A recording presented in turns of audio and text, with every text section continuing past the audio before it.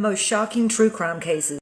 The murder of Regan Hancock and her unborn baby, Braxton Sage. Just after 9 a.m., a 911 call was placed. A woman claiming she had just went into labor and there was a state trooper behind her. That state trooper pulled over 27-year-old Taylor Parker. Approaching the car, he sent a newborn baby through the window, and an umbilical cord protruding from Taylor's pants. A nurse pulled over to help as well. The nurse began doing CPR on the baby. The cop told Taylor they needed to go to a hospital, but Taylor became hysterical, saying she would only go to one particular hospital. The cop couldn't understand why she would be so picky about what hospital she was going to. This baby was in danger. The cop asked how old was the baby. Taylor answered the baby was about 35 minutes old. They asked her how far along she was when she went into labor. She said she was overdue, but this baby was so tiny it looked premature. So Taylor and the baby were picked up by an ambulance and taken to the hospital, where Taylor refused to be examined. Doctors thought this was weird. She had just given birth in her car, right? They wanted to make sure that she was okay down there. Taylor finally agreed to be examined by doctors. When they took her pants off, the placenta fell out. But during their examinations, they found that she had no cervix. She tested negative for all pregnancy hormones. There was no bleeding at all. No tears, nothing. So doctors soon realized she hadn't given birth, even though she kept insisting that she had. The premature baby was placed on life support. That's when police heard about another 911 call.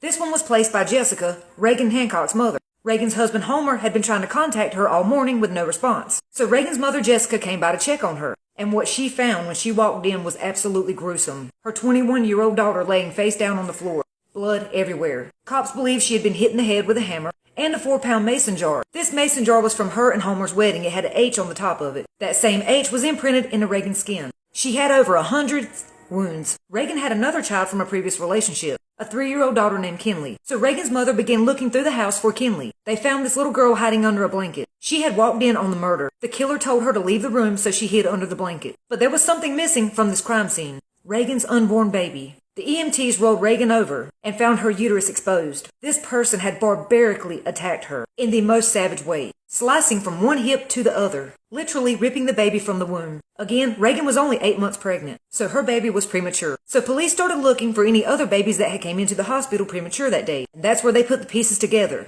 Taylor had came to Regan's house, attacked her own friend, and kidnapped her unborn baby. This is called fetal abduction. They're also called womb raiders. Taylor was taken in for questioning. During Taylor's interrogation, police found out Taylor knew Regan. They were basically friends. Regan had even hired Taylor to be her wedding photographer. Taylor had even bought Regan a baby gift. Taylor had been going to Regan's house to hang out. So why did Taylor attack Regan and kidnap her unborn baby? It gets more shocking. Taylor has a history of lying, faking pregnancies and miscarriages. So she'd been faking another pregnancy, except this time she was going to get a baby one way or the other. So in part 2 of this story, we're going to go back. We're going to learn how Taylor faked a pregnancy for almost 10 months, and how she was a walking red flag.